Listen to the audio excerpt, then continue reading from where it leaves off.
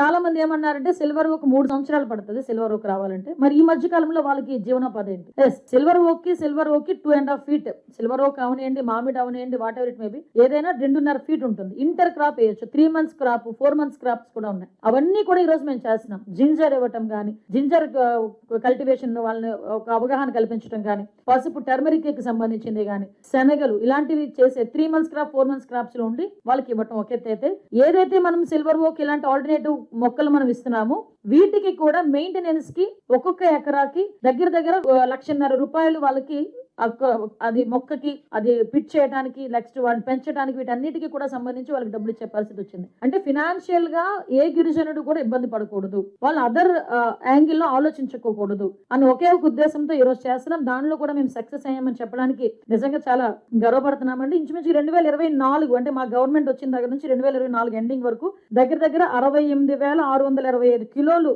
గాంజా ధ్వంసం చేయడం జరిగింది. ఈ రోజు దీనికి సంబంధించి ప్రత్యేకంగా ఇంకొక స్పెషల్ ఏంటంటే, ఏదో గాంజా పట్టుకున్నాము, వాడు ఎవరిని అరెస్ట్ చేసేసాము, జైల్లో పెట్టేసాము, వాడు వెళ్ళి బెయిల్ మీద వెళ్ళాడు, లేకపోతే శిక్ష పడుతుంది, అది కాదు.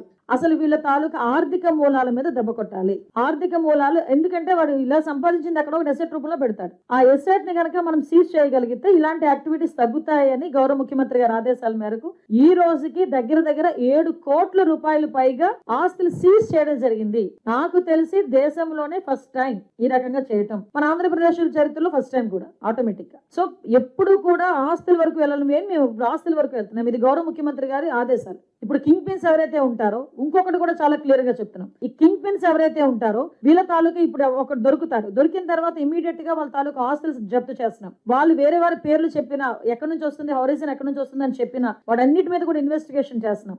మరిన్ని ట్రెండింగ్ వీడియోల కోసం న్యూస్ 18 తెలుగు యూట్యూబ్ ఛానల్ ను సబ్స్క్రైబ్ చేసుకోండి.